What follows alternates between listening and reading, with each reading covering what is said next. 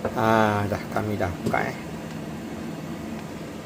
last plastik, last terakhir. Wah, ini bagian shoulder shoulder tengok dia punya Lamb shoulder. dia punya apa dia punya Lamb shoulder. wah, dia punya apa yang dia punya ni. Wah, okey lah, kita makan ya. Okey, kita dah masak, dah panaskan dengan butter. Sikit. Yalah. Ini proportional ni, tambah lagi ya.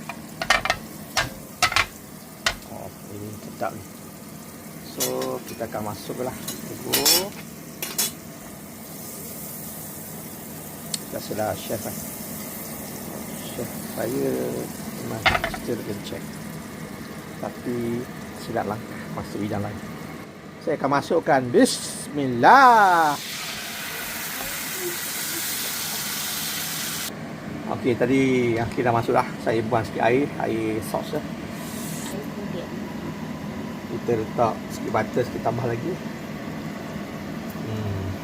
Air tu saya simpan lah. Kita buat kuah nanti. Kalau masuk sekarang dia tak boleh, dia tak masak sikit. Lama masak lah, dia berair. Jadi gulai pula, gulai kambing.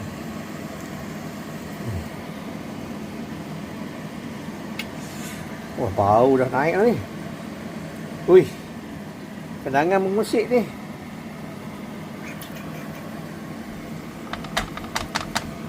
Kambing dah bergerak dah. Buat kenangan last stop.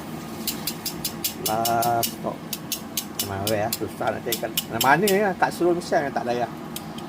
Ni last kali punya packaging. Kat belakang tu macam mana kat belakang tu pun. Memang rare.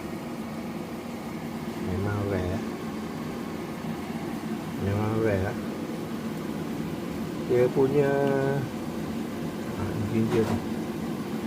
Dia punya rosemary team itu memang banyak sangat.